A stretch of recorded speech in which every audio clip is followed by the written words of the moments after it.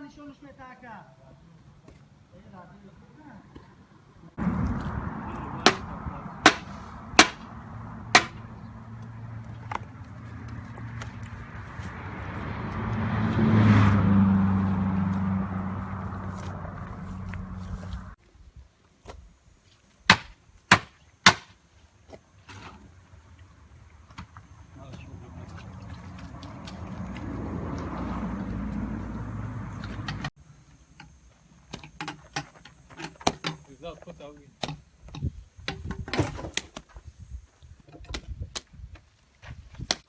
شما صنفی چند میخونه؟ نامتون چیه؟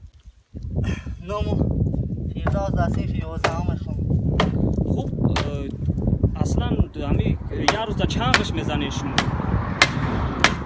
با امروی رفیقونمون در یک روز 500 تا 600 تا میزنیم. اصلا چه خیلی که ما میدونیم نه بچه ها استراحتن، شما در کارین، مثلا شما در استراحت نیست بجای لگه رفتن چی رفتن چه خیلی است؟ پولی را کجا میکنید؟ پولی را برای رزق روزی، برای سر لباس خریدن، برای مکتب، یعنی آمادگی با سنتیاب.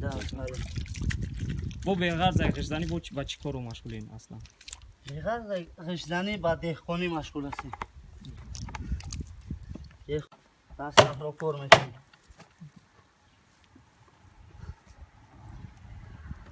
در صنف چند میخونید خدا؟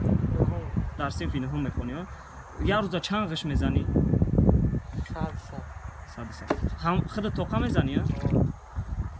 چخیلی که ما میدونیم اینا خوزی فصلی تابستونه اکثریت بچه‌ها در استراحتگاه رفته، در لگرها رفته استراحت میکنن. شما برای چی استراحت نمیکنین قش میزنین؟ اصلا چی سبب داره؟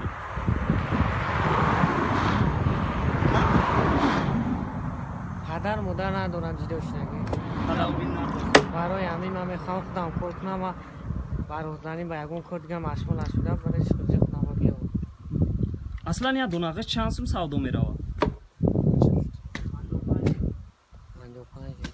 55 درم. چند روز شد کار کرده سینولی شما؟ 5 روز شد کار کرده نه؟ پولی را جمع کرده چی کار میکنی؟ سر و لباس مکتبی برای رزق روزی. برای رزق روزی کار میکنی نه اصلا؟